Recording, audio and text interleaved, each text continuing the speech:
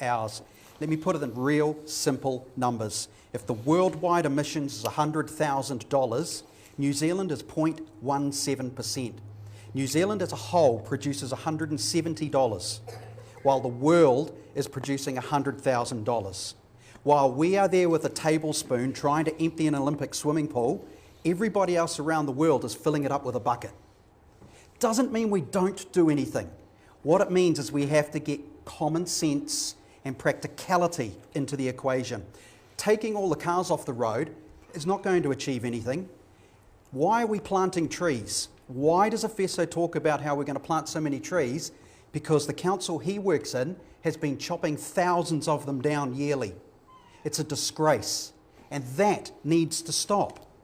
Yes, we can reduce the cars, yes, we can reduce emissions, but let's stop running around in small little circles, acting like we're going to die tomorrow when we are $170 of 100,000. I'll say it again. Okay. You're there with a tablespoon emptying an Olympic swimming pool while the rest of the world is filling it up with a bucket. Thank you, Craig. We've still got to look good, but we've got to be sensible. Thank you, Craig.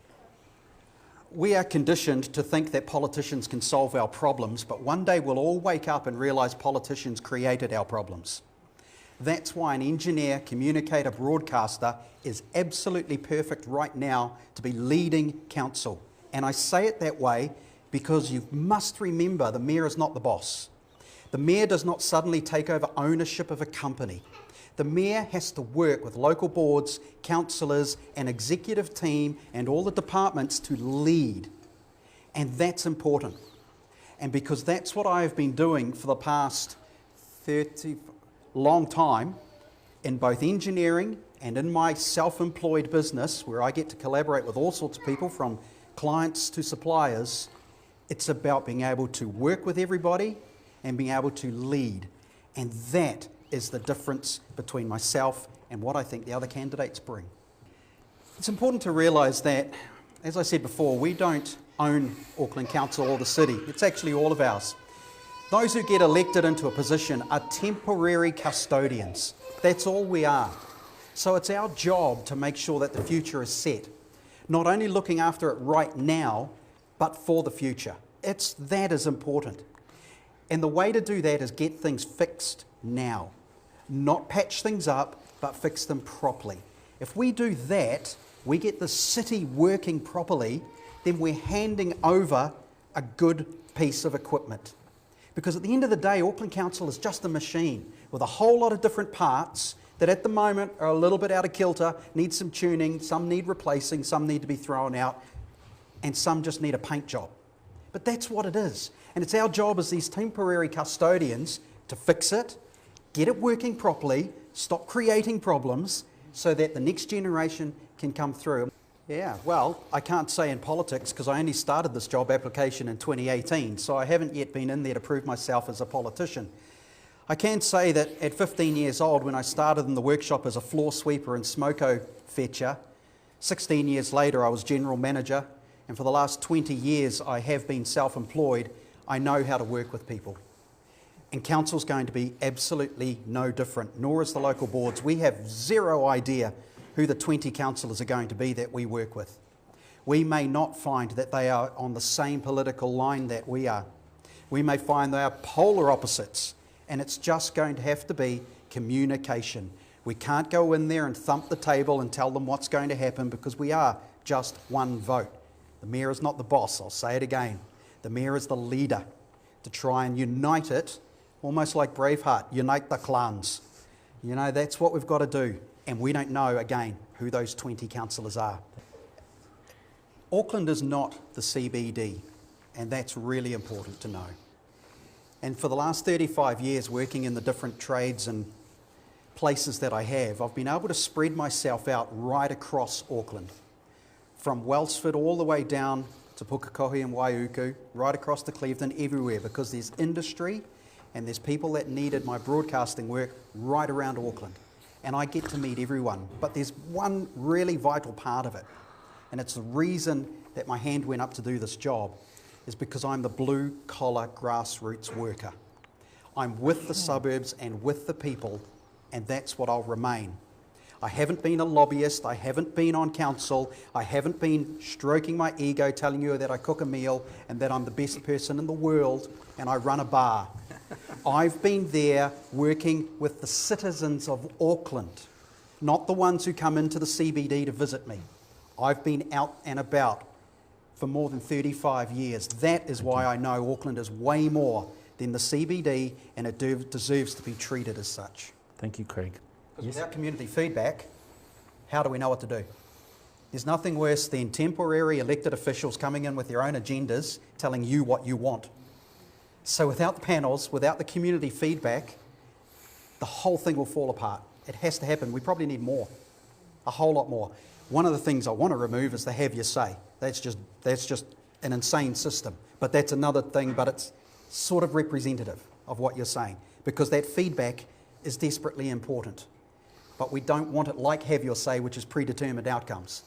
We need genuine feedback so that we can and help you in any way we can to provide what council's job is to provide. And that's also a really important point, is making sure that council remains focused on its role and doesn't take over central government roles.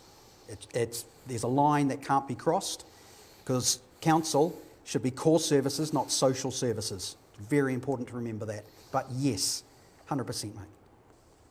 Fantastic question. I'm so passionate about what you asked, because in 2019 I put out a policy to try and protect Pukekohe's elite growing soils, which is the rural you're talking about. And I've put it out again this year.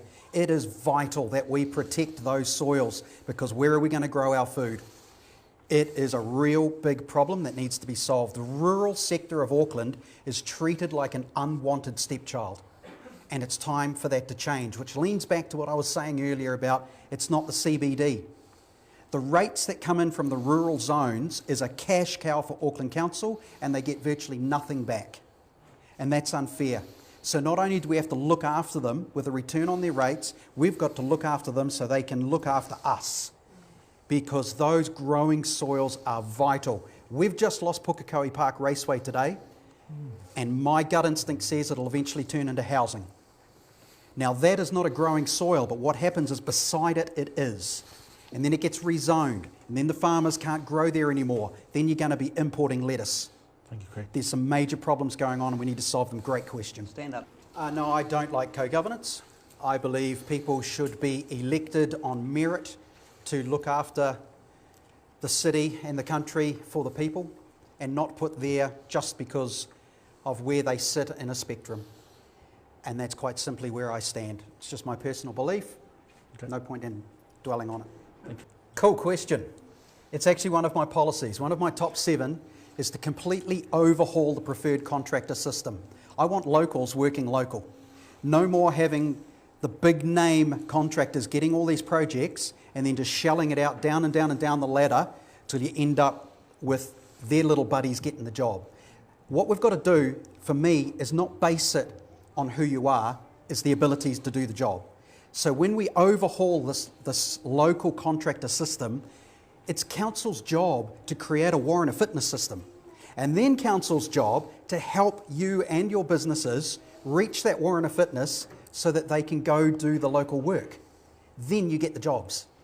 To me, it's so simple and logical to do it that way. Don't allocate because you've got so many iwi, don't allocate because you've got so many Pacifica or Māori, but allocate because you've helped a company of Aucklanders reach a level where they can work for other Aucklanders locally, solving the problems. Kia ora. Change the way the committees work inside council. Now you might think, do what? Those committees control everything. So you change the way they operate, you change their mindset, and they control the things like Panuku, Auckland Transport, Water Care, Auckland Unlimited.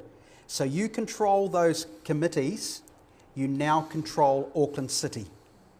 At the moment, they are a good tool that is not used. The existing mayor doesn't want to use them, or if he does, he stacks them with his people on those committees. So it's up to you to gain, like I said earlier, to tell us what you want so that we can do that. And those committees are so important. They are where I would start. Craig? You're not going to like my answer. Because as I said before, I fully believe Auckland Council's job is to provide a core service, not a social service. However, It is our job to lobby government for the things they're not doing on our behalf. So if I was elected to be mayor, I would be talking to the experts in that division, in that kind of thing, and saying, how can you help us? We've got to sort this out. Rather than us saying, we're going to solve it, we've got to do it the right way. And to me, it's a central government problem that Auckland Council, that the current mayor should be shouting from the rooftops, but isn't. And you're right when you're not getting any representation on it at the moment. But we have to do that through central government, is where I believe. Thank you. It's an unglamorous thing, really. There's no giant, big, bold vanity statue project here that can be said that's how you make a suburb or a centre any better than it is.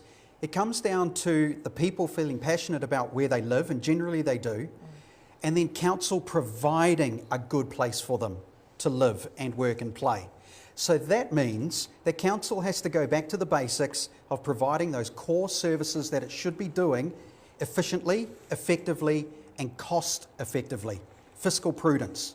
Now, if we get that happening, people will be proud of their little centres again, their own little, like Papakuta, like Manurewa, like Blockhouse Bay. Everywhere around Auckland has the same issues. So if we can do that as a council, and that comes back to the question you had about local workers, putting pride in the work in their local areas. Then the local boards can talk to those local contractors, talk to the people, because that's a local board's job, and say, we need to make this part of our little centre better. How can we do it cheaply? Local contractors. Get people proud to be working there, get people proud to go shop there, want to be there. I know it's unglamorous, but it's the core basics of a council's role. Kia ora. I'd love to stop so much of it. I mean, I hate alcohol. I gave up drinking on the morning of my 21st birthday, and I've never touched it since. I just don't understand alcohol and the purpose of it, but that's just me. Other people like it, and that's fine for them. Me, I can't stand the drug. If I could, I would stop it, but there comes a point where it's legislation, where it's not up to me to tell a business what to do. But I will certainly shout from the rooftops and thump my fist on the desk to try and get central government to help us stop it, if I could. Okay. Good question. Good question. Because the percentage numbers for disabled and seniors in Auckland City is massive.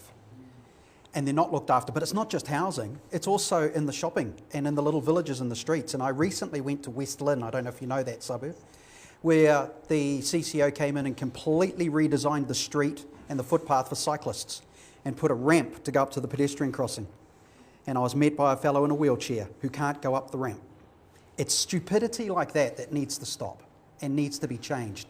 But a question over here, our young mate who asked about the panels. Is there a panel? You said 11 panels. Is there one for their group? Yeah. Then that group needs to be listened to. Okay. Because I'm not going to tell you what is needed. That panel would have to tell me. Okay. And I will back you all the way. Thank you.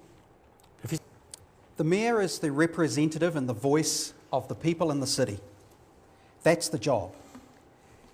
I think Leo nailed his point when he said, when I'm in charge.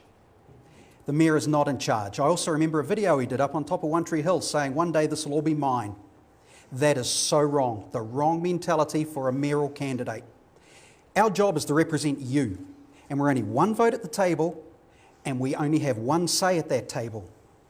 But we can lead, and we can guide, and we can show some passion and vision for the city in what we want it to be, and hope that rubs off on the other councillors and the local boards, and then out to the people. And that's why, even though most of my policies are incredibly unglamorous, they're about getting the city working for you. And that's what I think the mayor's job is, because that's representing you. And it's shouting out to the central government saying, we're not going to do your job, you do your job for us, us Aucklanders.